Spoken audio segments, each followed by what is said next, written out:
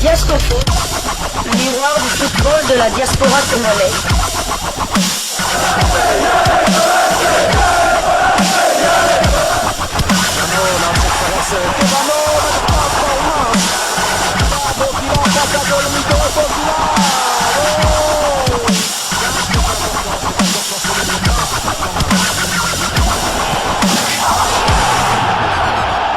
Diascofoot, le miroir du football de la diaspora congolaise. Vous êtes sur Diascofoot, le miroir du football de la diaspora congolaise. Diascofoot vous dit bonjour, tout le plaisir est pour nous de vous retrouver, mais surtout de savoir que vous êtes nombreux en train de suivre votre chaîne YouTube dédiée uniquement aux footballeurs de la diaspora congolaise. C'est l'heure de partager avec vous quelques news que nous avons pu récolter pour vous, des news concernant la tanière des léopards de la République démocratique du Congo, les léopards qui vont recevoir tout à l'heure sous le coup de 17h heure de Kinshasa, 16h temps universel, les éperviers du Togo dans le cadre des éliminatoires du mondial Mexique, États-Unis, Canada 2026, une réception du troisième du groupe B avec 4 points qui va accueillir le quatrième avec 3 points. Les Togolais arrivent à Kinshasa avec comme ambition de faire mieux que leur match nul à domicile face au Soudan du Sud. Elim mondial 2026 RDC 2 forfaits face au Togo. Titre Africa Top Sport. Nous allons donc lire cet article pour essayer de savoir de qui il s'agit. J'ai ma petite idée en suivant la conférence de presse d'avant-match de Sébastien Desabre. On le sait tous, la République démocratique du Congo diminue, c'est une question. Le sélectionneur des Léopards devra faire 102 de ses joueurs pour la rencontre du 9 juin face au Togo. Après avoir contraint le Sénégal au partage des points but partout, la RDC accueille le Togo dans le cadre de la 4e journée des éliminatoires de la Coupe du Monde 2026.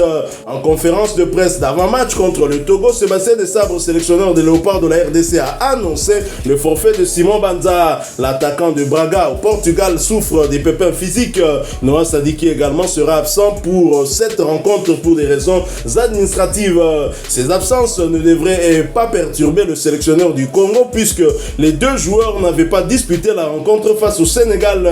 Auteur d'une saison remarquable au Portugal, 21 buts, 4 passes décisives en 28 matchs, Simon Banza ne va finalement pas apporter sa bonne forme à la RDC durant cette trêve. Les Léopards visent une victoire face à des éperviers tenus en échec mercredi dernier à Lomé par le Soudan du Sud. Oui, une information en tout cas relayée par ses confrères d'Africa Top Sport. Ils ont relayé un extrait de la conférence de presse d'avant-match de Sébastien Desabre. Cette question lui a été posée en rapport avec Simon Banza et Noah Sadiki. Nous nous sommes plaints.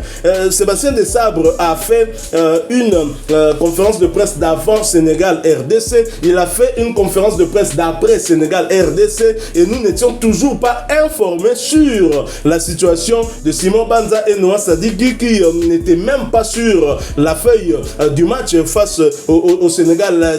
Il a fallu attendre son retour à Kinshasa, attendre 24 heures avant ce match, la conférence de presse d'avant RDC Togo, pour que finalement nous ayons cette information. Il y a quelque chose qui ne va pas au sein de la cellule de communication de la Fédération Congolaise de Football Association. C'est pas normal.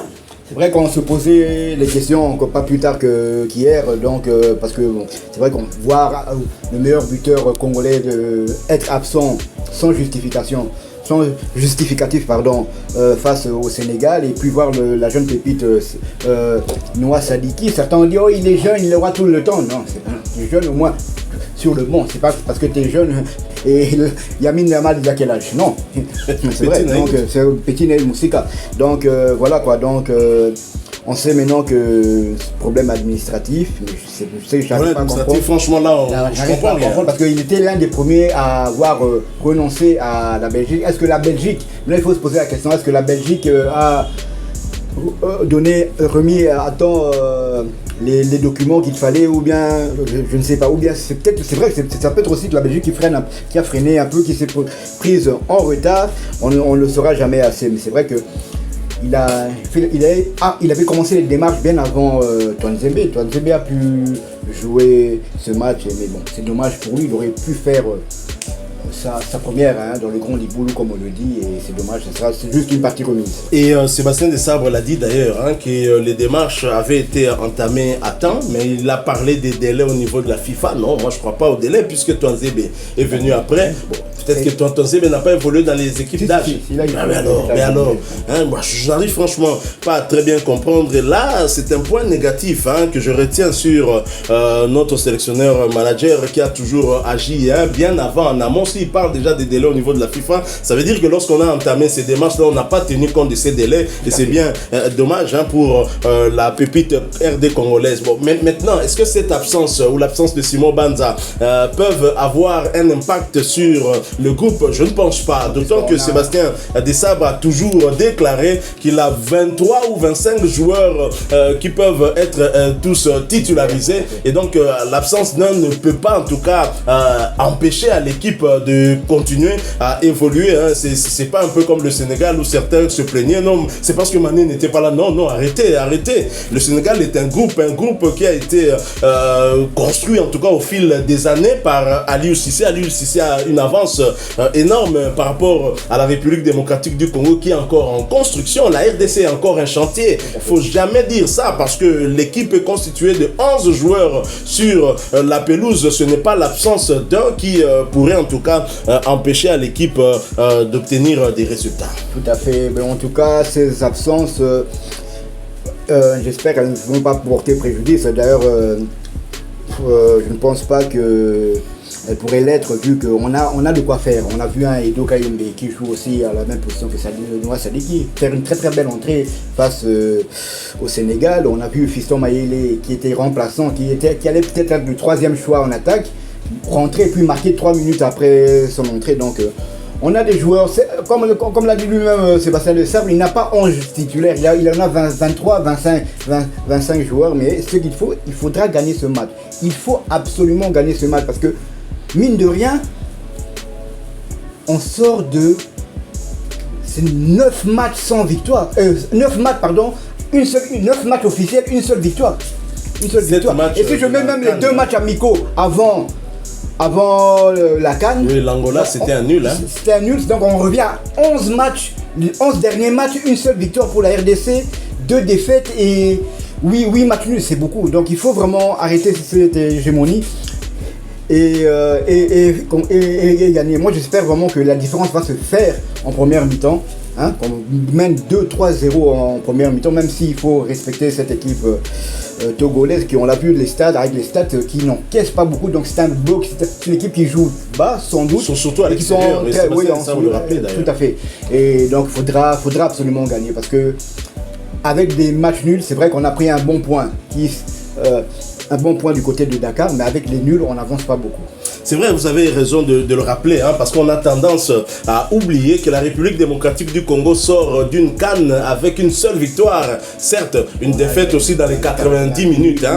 La République démocratique du Congo a fait des nuls, mais pourquoi est-ce que les gens ne font pas attention? Attention, parce que c'était quand même des nuls face à la Zambie. La Zambie n'est pas une petite équipe face à la RDC, ça a toujours été un combat de cage, un derby entre les deux nations. Et face au Maroc, la RDC qui est menée, qui arrive à égaliser.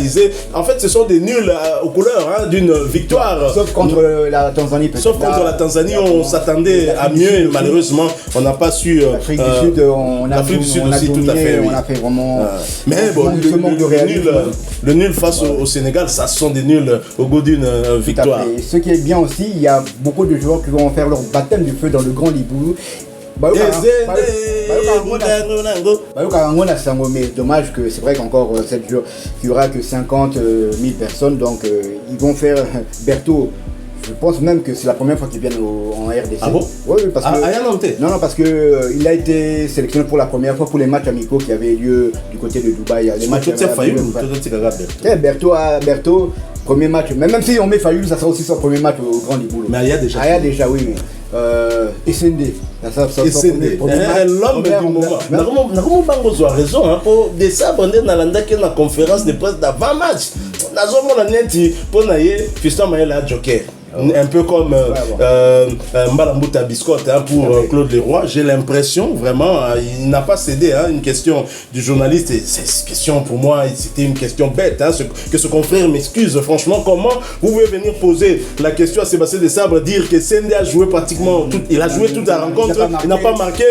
Fiston Mayele entre seulement 2-3 minutes, il marque. Donc Fiston Mayele est supérieur à Sendé. On l'avait dit ici, et vous aviez insisté sur cela. Un travail à saluer que Sendé a eu à faire. Sendé a fixé 3 défenseurs sénégalais parce que c'était les 3 défenseurs centraux avec ce système de 3 défenseurs. Et Sendé les a gardés en respect, comme vous pouvez d'ailleurs voir sur cette photo où Niakate le tient sur Savareuse. Merci beaucoup au Moudjahidine du sport pour cette photo. Niakate tient. Et Sendé, ils sont à 2 contre Samuel et Sendé. Je ne sais pas si Fiston Mayele pouvait faire la même chose face à des grands défenseurs sénégalais. Donc il a eu à faire un très grand travail, même si côté finition on peut se plaindre, mais c'était un travail qui a bien aidé la sélection. Et d'ailleurs sur le but, vous le rappelez encore, il a eu à mobiliser au moins 2 défenseurs sénégalais ouvrant un couloir de tir pour Fiston Mayele et Kalala. Tout à fait. Je reviens un peu avec les joueurs qui vont faire leur premier baptême du feu. C'est vrai que Noah Sadik aurait aussi pu jouer son premier match au truc, mais il y a aussi Axel Touadzébé qui va jouer son premier match du côté du Grand Ligoulou. Mais vous avez raison de le souligner. C'est vrai que tout joueur aimerait débuter le match. C'est vrai que la population aussi voudrait que Simon Fiston Mayele commence, plus c'est son stade. C'est son stade. Mais on dit que Fiston Mayele a été décisif au Sénégal. Non, d'abord au Gabon. À Franceville, il a marqué le but du 0-2. Il est entré en jeu. Face au Soudan, le dernier match de qualification, 2-0, il marque le deuxième but, il est rentré au jeu. Match amical, je pense, quand il a débuté un match amical avant Cannes, il n'avait pratiquement rien fait, aucun tir. Contre la Tanzanie, il a débuté le match, il est resté mieux avec aucun tir. Donc c'est vrai que les Fiston Mayele... Et contre le Sénégal, on le monte en jeu. 2 minutes plus tard, il marque sur sa première touche de balle. Je pense que Fiston Mayele, les stats sont là. C'est quelqu'un qui a Fiston Mayele a donc 3 buts dans la sélection à chaque fois qu'on a pourquoi? Parce que contre Tanzanie, Tobandani n'a été qui nous envoie été. Ayebinda bien. Tobandi n'a pas Tanzanie vient. Mais Fiston Mayele a tiré les mieux à TTP Tobayaye. Mais si vous pourquoi Bino Bolingi Kaka Abanda? Pour ceux qui ont continué à matcher au début à saler le côté, après ne fera plus rien. Et très franchement, Ngaï n'a préféré Fiston Mayele à Kokota à côté plutôt que Sendé à Kokota. Franchement, je vous le dis franchement. On peut même remonter à la CAN. Vous vous souvenez de son entrée face au Maroc? Il a mis en danger Bodo avec un tir tout à fait. Oui. Même contre l'Afrique du Sud, Bounou a dû se déployer. Tir qui est passé à ras du poteau, donc il aurait pu encore marquer. Il est plus efficace quand il entre en jeu avec des défenseurs bien évidemment fatigués. Souvenez-vous aussi du Chan 2020 du côté du Cameroun, et dont les coachs aussi c'était Florent Ibenge. Malheureusement, Florent Ibenge, à cause du soi-disant Covid que les Camerounais nous avaient mis pour nous déstabiliser. C'était Pamphile Miayo qui était sur les bancs de touche. Et Fiston Mayele, c'était le choix numéro 1 de Florent Ibenge. C'est lui qui a commencé le CHAN comme avant-centre de la RDC. Vous connaissez les résultats. Qu'est-ce qui s'est passé après? Improductif, il n'arrivait pas à marquer. Et on l'avait remplacé par Dak Kabangou qui, d'entrée de jeu, avait marqué. Il y a des joueurs comme ça qui sont bons quand ils entrent en jeu. Et Sébastien Desabre l'a rappelé d'ailleurs en conférence. Peut-être que ça marchait avec Young Africa parce que là, c'était quand même... Ils étaient au quotidien ensemble avec les autres joueurs. Ils ont pu créer des automatismes, mais comme ça, chez les Léopards, on le trouve plus efficace en entrant en jeu. Il y a aussi Bongonda qui est dans les mêmes cas. Tout à fait. Et moi, je trouve, franchement, les statistiques sont claires. Il a 3 buts en sélection. À chaque fois, il était sur le banc. Et quand il monte en jeu, il explose. Et puis, je ne pense pas que tous ces buts-là, il est resté depuis 15 minutes sur le terrain. Donc, lui, c'était à chaque fois qu'il marque. Et où l'a raté? Et vous n'a pas en moins de 10 minutes, il trouve... Souvent, Pekaba frappe. Tout à fait. Il trouve le chemin des filets. Je voulais ajouter autre chose. À la conférence de presse, Sébastien Desabre a parlé de la masse athlétique. Il a justifié le choix de Sendé par voilà, la masse athlétique des Sénégalais. Et puis par rapport à nos joueurs, la Côte d'Ivoire, Kaloulou et Troisième, c'est pas la même chose. Et vous avez vu les gabarits des Togolais. Il y a une photo que je viens de partager avec vous, là vous allez sans doute prendre connaissance, mais c'est les gabarits d'un boxeur, d'un lutteur. Tu vois les lutteurs là sénégalais. C'est un défenseur. Denke. Ah, Kevin, ouais, Kevin. Il a ce qu'on appelle les pectoraux. Hein. Donc, on dirait un lutteur qui a l'habitude de faire la Voilà lutte. pourquoi pour ce match, je veux Dylan aux côtés de Chancel. Voilà, parce que épaule contre épaule, là, ça va pas être évident. Parce que c'est un joueur de profondeur, on le voit déjà, il a la forme d'un attaquant de rupture. Quels sont vos pronostics pour ce match? Le score? Ça, je vous laisse faire parce que moi, je vais pas intervenir. Oui, pronostic pour ce match, je vois la République démocratique du Congo remporter avec un écart d'au moins 2 buts. 3 buts à 1 ou 2-0, en tout cas, peu importe. Hein, mais on a besoin de soigner aussi notre goal différence. Moi aussi 2 buts, je me dis. Léopard 4 pattes, Épervier 2 pattes, 4-2. Si on marque le plus vite possible, hein, si on n'attend pas les dernières minutes, là, on sera stressé. Déjà, à la mi-temps, on est déjà à 2-0. Je pense que les éperviers vont sortir, alors c'est là que nous on va pouvoir. Surtout au stade des Martyrs, les Léopards auront un peu plus de pression. On les a sentis sans pression, jouer sans pression du côté du Sénégal. Menés en fin de première mi-temps, ils étaient calmes jusqu'à obtenir cette égalisation. Il y a une séquence qui était très belle à voir. Vous voyez Shadrack Akolo remettre le ballon à Edoka Imbe qui donne à Joris, et Joris qui remet à Shadrack Akolo pour la passe décisive vers Fiston Maël Kadana. Alors le plein du stade, 54 000, c'est quand même pas mal. C'est quand même pas mal le stade de Mazembe. On peut faire du bruit. C'est 18 000, c'est 18 000. Donc on peut faire du bruit. On n'a pas besoin de 54 000 personnes spectateurs. On veut des gens qui viennent pour soutenir réellement l'équipe. Même à 20 000, ça peut être suffisant. Hein, et du moment qu'on puisse marquer le plus vite possible pour que ce public congolais qui a l'habitude de sommer, laisser seulement les animateurs chanter pendant tout le long du match, si on pouvait marquer le plus vite possible, cela va électriser les stades et nous pousser peut-être à beaucoup plus de buts. Surtout que Tozana Matanga, Kasongo Banzadi Korando Oyo Akufi, médaille de bronze na Burkina Faso na 98, vous le rappelez hein, d'ailleurs, Kasongo Banza Oyo na match à Cameroun na marqué qui va esprit, Watunda Tika qui est Yemoko, Watunda FC même Mama, les bons matate, restez derrière, Kasongo Tika la Yemoko devant Rigobert Song na Tobi Mimboy. Voilà. Donc là bas défenseur Mbinga, il y a Cameroun, mais il y a une vitesse n'est sur Baboki ballon, il faut Songa Kangaï na vareuse faute. Et ils ont ça au moins temps, il y a répit. Il faut rappeler que Kasongo Banza a Koutanaki na Togo na phase de groupe, na Kanoana. Et Toganya qui Togo 2 buts à 1. Je pense que ça doit inspirer les jeunes d'aujourd'hui pour bailler vraiment Moussani et Sengel Bassa na terrain. Nous n'attendons pas qu'une victoire, même si la victoire est la plus importante, goal différence totale en Osima. Mais Batian a esprit qu'on dirait toi on a besoin de gagner 4-0 contre Zimbabwe. Donc on va gagner les bisous avec score Moko ya Ebele. Nous respectons le Togo, c'est vrai, mais toi on a besoin de gagner le score Moa Makassi. Et d'ailleurs c'est grâce à lui, toujours dans Kanoana 1998, 98, c'est lui qui avait sonné la révolte parce que à 4 buts à 1. Les gardiens qui ressemblent au roi Pelé là, le gardien burkinabé qui avait commis une bourde en relâchant les ballons, et lui tout de suite était au contact du gardien, il a recul. Tout de suite on n'a pas trop eu le temps de gamberger, hein. Il avait marqué pour le 4-2 qui a emmené ensuite cette révolte là, et les burkinabés, ils ne savaient pas comment conserver les ballons, ça avait permis d'avoir. Et l'arbitre les a aidés à aller au tir au but alors qu'on pouvait. Plus un assist encore en fait, si je peux appeler ça pré-assist, hein, il avait donné à Mamalé qui avait centré ensuite, vous connaissez la chanson. Et qui avait inspiré bien sûr, vous l'avez rappelé. Mais contre le Cameroun, il avait été piétiné, par Rigobert Song Bahanag, il avait été piétiné. Ça aurait permis peut-être au Cameroun aussi d'être réduit à 10, 10 contre 9, mais c'est quand même dommage. Piétiné au niveau de ses côtes comme ça. Donc, voilà. Et qui était buteur au cours de ce match contre le Cameroun, vous vous rappelez? C'est Tondelwa. Jerry Tondelwa. Après une faute de Tobi Mimboé sur Mamalé, il y a eu un coup franc. Bon, c'était pas un corner, mais qui ressemblait à un corner. Et Jerry Tondelwa avait pu conclure.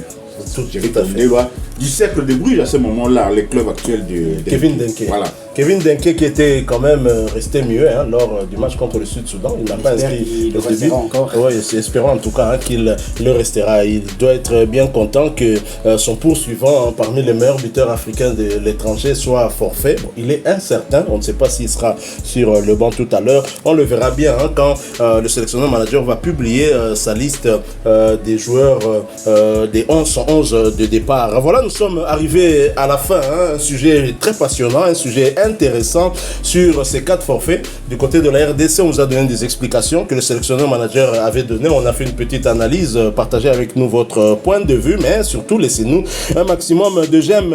Merci de vous abonner sur cette chaîne Diasco Foot parce que nous sommes le miroir du football de la diaspora congolaise. Et n'oubliez pas d'activer la petite cloche de notification histoire de ne plus rien manquer des prochains sujets que nous allons vous proposer encore une fois. Merci à vous, avec espoir de vous retrouver bientôt dans un autre sujet d'actualité. En attendant, portez-vous bien et Diasco Foot vous dit Au revoir.